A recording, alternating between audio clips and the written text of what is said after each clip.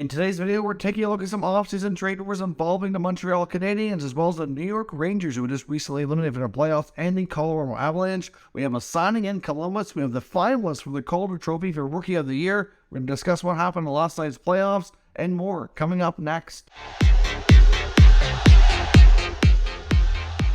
So welcome back to another video here at Top Shelf Hockey. As I mentioned, we have a lot of news to cover here today. Playoff action as well going on again. But before we jump into the news, we do have some sad news I want to pass along as well. The NHL world has lost a long-time NHL player, Petr Klima, who's 58 years old. Unfortunately, died suddenly at home. The news broke earlier today.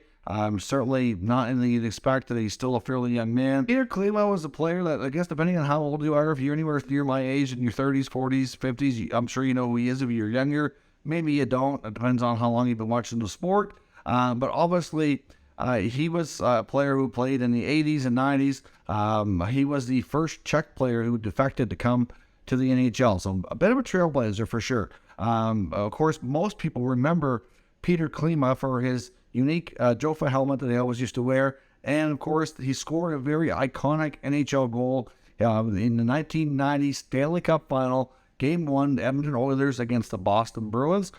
He scored in triple overtime. Not only is it a major iconic goal because of it being the longest game in the Stanley Cup Final that we've seen, it's also an iconic goal because of the fact that he sat on a bench for such an extended period of time. He was benched for several periods and never got on the ice. And finally, in triple OT, the coach says, you know what, everybody's gassing here, running out of energy, throws him out for a shift to see what he can do, and bam, he scores. And just like that, the game is over. So Petr Klima, untimely death, 50 years old. I don't know the cause of death. Nothing like that has been announced here as of yet. So I just want to acknowledge his career. Obviously, a bit of a trailblazer. Obviously want to pass along our condolences to the family. You know, he had a set of twins, Kevin and Kelly. Those two boys actually both played junior hockey in my neck of the woods here. They both had a couple of years at the Moncton Wildcats organization back between 2015 and 17. After they completed their junior career, they went on to back and play over in the Czech Republic. They went on to play in the NHL like their dad. So obviously, you know, a family that's well been around the game for a long time. And just one of those guys that, like I said, well-recognized, big personality, bit of a trailblazer, untimely death. So certainly some sad news, and still want to wish the best to his family. And last night's NHL action, we saw two more series get underway for Game 1 of their playoffs.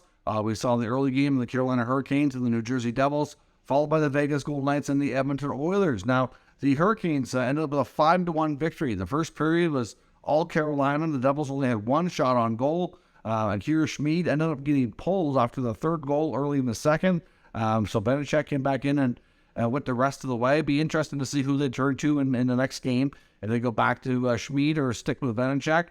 Obviously, both goalies have had their moments of solid play and, not so solid play. I'm not even sure really for the Schmid pull last night if it was more about the goalie just not playing well, or more of a case of just trying to get the team going. Sometimes it's a bit of both. I mean, he did allow 3 goals on 11 shots, which isn't great considering he had just shut out the Rangers in Game 7 of the previous series and had won, quite a few games there in that series for the Devils and played extremely well, very stingy. Just was a little bit off last night, but the Devils as a whole looked off. They need to get back to playing their game and see if they can make this more competitive. But after one game, I think we all learned in the last round, but the bulk of the Game 1 winners not winning the series, that nobody should panic just yet. Allow their teams to make adjustments and see what happens. The Oilers dropped a Game 1 against Vegas 6-4. All 4 Oilers goals scored by Leon Draisaitl. So for the second straight night, which is a unique thing in NHL history, we haven't seen that with Joe Pavelski the night before, where he had 4 goals for the Dallas Stars. And again, both of them lose. It's not a common scenario that you see at all, especially happening on back-to-back nights in the Stanley Cup playoffs. So certainly, Leon played well. McDavid had a good game. Obviously, be part of most of those goals as well. But the Oilers were just not sharp enough when it comes to their defensive play. Too many mistakes, turnovers. And when they made mistakes, Vegas made them pay. Stuart Skinner wasn't, I wouldn't say he was horrible, but he wasn't great. Out of the 6 goals, an empty netter, so he allowed 5. Brassois allowed 4, so really overall it wasn't exactly a goaltending duel. It was in both cases, I think both goalies would have liked to have played a little bit better. I would imagine we might see things tighten up. It was clear as day that the Oilers were targeting Mark Stone and his lingering back issue. The number of cross-checks that they made sure they got in on Stone in the lower back area was pretty evident watching the play early on. So be curious to see how this series goes in Game 2 for both of them tonight here in a short period of time. By the time this makes it to YouTube, the game will already be going, but the Leafs and Panthers go for Game 2. And of course, we've also got the Seattle Kraken and Dallas Stars going for Game 2 later on this evening here as well. Now, we also learned about the Calder Finalists, so the Calder Trophy for Rookie of the Year. The 3 finalists are Matty Beniers of the Seattle Kraken, Stuart Skinner of the Edmonton Oilers, and Owen Power, the defenseman who went first overall a couple of years back for the Buffalo Sabres. There were certainly other notable rookies that were in the conversation, and once we see the final total voting results, we'll see who was, the 4th, 5th, 6th on the list here. Obviously, Michelli in Arizona, Jake Sanderson in Ottawa.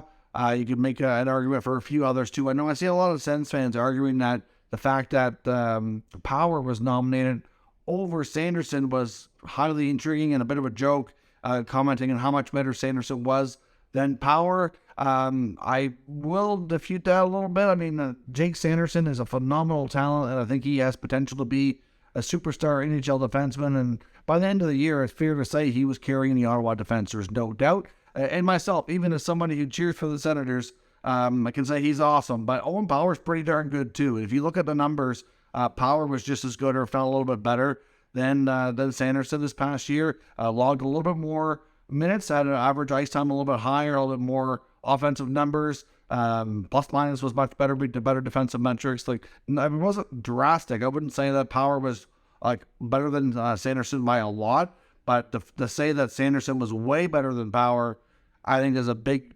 mistake for sure. They're both really, really, really good young defensemen. Both franchises are very fortunate to have them, and I think there's going to be a lot of comparables to say that these two guys are going to be pretty similar type D going forward. I think I don't think that there was any mistakes here. Power certainly, I think, deserves to be in the conversation. I'm just happy that between Power and Sanderson, at least one of them got on the ballot. I know sometimes you worry that some of the voters are going to look just at the point totals and not alone, whereas defensemen sometimes get overlooked because they have to play huge minutes and play big roles for their teams, which they both had to do this year. And sometimes if they're not putting up the offensive numbers, they don't always get the recognition. So it's nice to see that that wasn't the case this year. The Columbus Blue Jackets, they also announced that they've signed Dmitry Voronkov, who's a 6'4" Russian winger, 22 years old, who they drafted in the 2019 NHL draft in the 4th round. He's a player that they've actually had pretty high regards for, and we're having high hopes that he was going to come over sometime soon. I know it's a prospect that they're very excited about. Not quite clear exactly what their plans are when he'll make it to North America. I believe his work visa is already in place, or at least in the process of. So that's certainly good news for them. I don't know if he'll start in Columbus or spend some time in the American League, but either way, another big wing prospect with some good talent out of Russia that they're very, very much excited about. Now, on to the trade section of the video and the rumor section of the video. Lots of talk around the NHL, especially around the teams that have been eliminated or missed the playoffs so far. Let's start with Montreal. I know there was a recent article from Eric Engels that I haven't discussed. There was a mailbag type article in the past week talking about some Montreal Canadian players that he feels are not likely going to be back next year. And there's actually a decent list of them here. But a couple of names to keep your eye out for that are the Habs would like to part ways with would include Mike Hoffman, Joel Edmondson, and Yoel Armia. I think all three of those guys, good chance they won't be back. Now, of course, Hoffman's falling down to 1 year at $4.5 million. Edmondson's down to 1 year as well. And Armia's got 2, though. So Armia will be the toughest one to move. Edmondson's a big body defenseman with a lot of experience, not afraid to play physical game. So I think they'll definitely be interested. There was a lot of interest in Edmondson at the trade deadline, actually. And if it wasn't been for him being injured, I think he already would have been moved. The interest in Hoffman wasn't overly high. So they might have to maybe add something to that, maybe a 4th-round pick or something to get someone to take his contract off their hands. Armia will be a little bit more expensive, though. I don't know if they'll want to consider a buyout. I know Eric Engels in his report says that he doesn't think they really want to buy out Hoffman or Armia. Didn't completely rule it out, but said he didn't think that was the preference and didn't think that's the route they would go with. They will do everything they can for these guys to move on. Certainly, like we talked about with Montreal before, they are expected to try to infuse some more youth. They have multiple first-round picks. We're likely going to see, I would suspect, at least one trade of the draft like we saw last year where they got Kirby Doc. I would imagine Ken Hughes and Jeff Cork are going to be working hard to pull off something similar to that again, whether it be Dubois or another name that we've talked about recently. There's a real possibility we could see a similar type of trade, regardless of what name is actually on the player. We don't know, but good chance something happens. And another name to watch in Montreal that Ingles doesn't feel is going to be back is Denis Gurianov. Of course, they traded Dadonov to Dallas for Gurianov, give the trade deadline, and Gurianov had his moments. Certainly had a few times where he looked really good, had a good start to his time in Montreal. But at the same time, this is something that he struggled with his entire career, is putting together consistent patterns of strong, consistent play. Now, the problem with Gurianov isn't so much that he was really bad and they just don't want him or anything like that. The problem is he's due into a contract. He's a restricted free agent, and his qualifying offer is just shy of $3 million. So to qualify him and be stuck paying him that doesn't sound like it's something that they're going to be comfortable with. So therefore, Engels suspects that they're not going to tender a qualifying offer to Gurianov, and that maybe they'll talk to him and see if he's willing to re-sign for a much cheaper amount.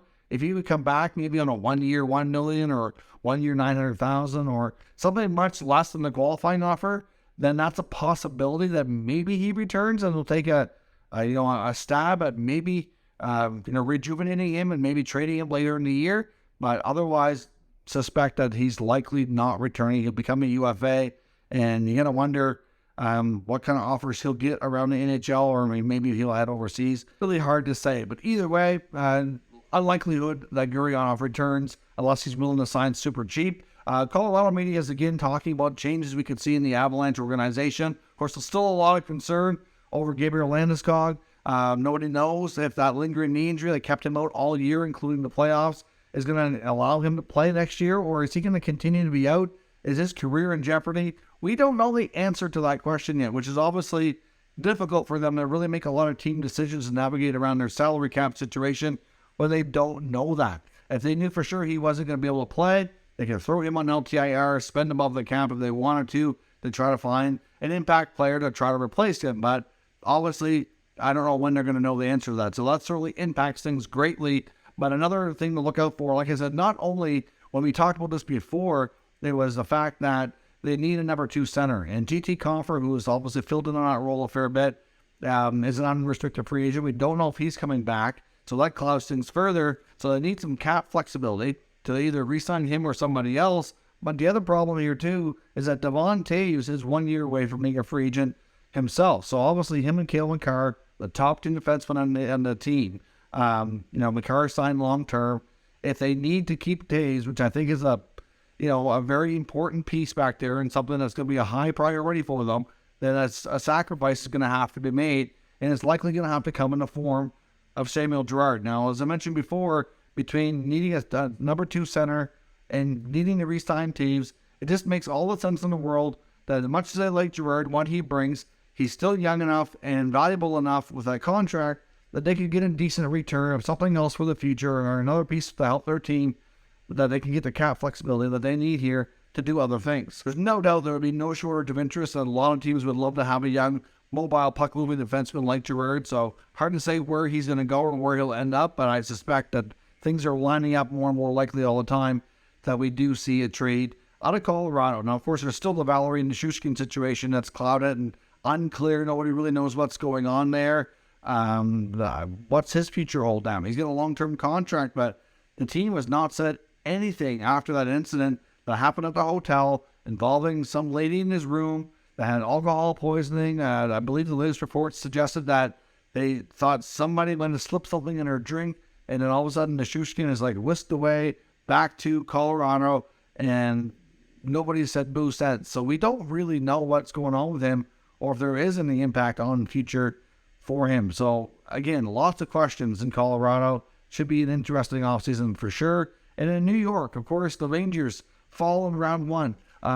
Jerard Grant seemed quite irritated about questions from the media suggesting that his job could be in jeopardy. Obviously saying that he was very disappointed that they're having those discussions, saying that he felt his record should speak for itself. But of course, we are kind of responsive as well. Last year when you lost in the playoffs, you had a series lead and you blew it. And you come into this and, you step, basically your regular season is a small step back with your overall results. And then you lose in the first round. And you lose in the first round after having a series lead by 2 games again. So certainly not a great start for them in the playoffs. So as much as they've had 2 really good regular seasons under Gallant, the playoffs, not so much. Now, is this all on Gallant? No, it's not. But at the same time, when you see a team underperforming and you have an ownership like James Dolan, who is pretty erratic and doesn't want to, not exactly Mr. Patience, you have to think changes are coming after a disappointing end to the season. Now, there's a lot of talk and a lot of NHL reporters and insiders hearing about Joel Quenneville maybe being a name of interest that the Rangers might be interested in bringing in to replace Gallant. Some feel it might be a terrible idea from a PR standpoint, given what all went down in Chicago and the fact that he would have to be cleared by the league to get the coaching job. And it might just create a whole other distraction that they don't really need there. Some feel that Quenneville's going to return to the NHL and they're going to give him another chance, that he should maybe do so in a more quiet market, kind of fly under the radar, where there's not so much attention on him. Otherwise, if you look at the number of coaches out there with a lot of experience that might be intriguing to the Rangers to replace with on the behind the bench to replace Jerard Gallant, it's not like it was last year. Last year there was a lot more longer list of names with a lot of experience that were intriguing, that caused teams to maybe think a little bit about making a change, but not quite such a deep pool of talent out there like there used to be, unless they're planning to bring in somebody completely new that's a little bit less experienced, is more of an up-and-coming coach new to the league. Either way, the fact that the organization and Chris Story have not put out a statement as of yet confirming that the coaching staff will remain intact or anything, a lot of people speculate changes are likely coming in. It's a matter of time, but it's going to be a very interesting story to follow here in the coming days. Now, when it comes to the roster, there's also expected to be some changes. I know early reports suggest that Tyler Mott, who they acquired for the second time at the deadline, there's a good chance he might re-sign. Based on comments he made at the end of season media availability, it made it sound like they already had some discussions about extending his contract, and then it sounds like they might be able to get something worked out. Now, another name to watch that might be movable, though, is a guy like Barclay Goodrow. Now, they paid a premium to acquire him and signed him, obviously thinking that he was one of those, third-line intangible players who could bring a lot that they saw in Tampa to help them win. Obviously, he played a big role in their back-to-back Stanley Cup championships, but really for what they need to do now with this roster, they might be looking at that contract as being a bit of an overpayment and a way to kind of create a little bit more cap flexibility if they can trade him. Certainly with all his experience in Stanley Cups now to his name, you would think that a trade shouldn't be too difficult for them to work out. Still some question marks over the future of Patrick Kane as well. Sounds like he definitely indeed was dealing with some hip issues. There was a lot of speculation leading into the deadline if he was or he wasn't. Nobody would really come out and confirm that. But now that the season's over, he definitely admitted that he was not 100%. And certainly a lot of people feel that his decision on next year could be based on what he finds out medically first, depending on what he may or may not need for procedures and what kind of recovery time he might be looking at might determine what happens. It sounded like he was definitely interested in returning to the Rangers organization to have another crack at being more successful next time around, but it might be proved to be very difficult given their salary cap situation. But maybe he's willing to sign for cheap. It's really difficult to say. He did make it perfectly clear, though, that he would not be returning to Chicago. That was not even a remote possibility. So let me know your thoughts on all of today's news and rumors down in the comments. We'll talk about it further. If you're new to the channel, make sure you subscribe and stick around. We'll keep you up to date with the latest news, rumors, and analysis of all 32 NHL teams. Thank you for watching, and I'll catch you next time.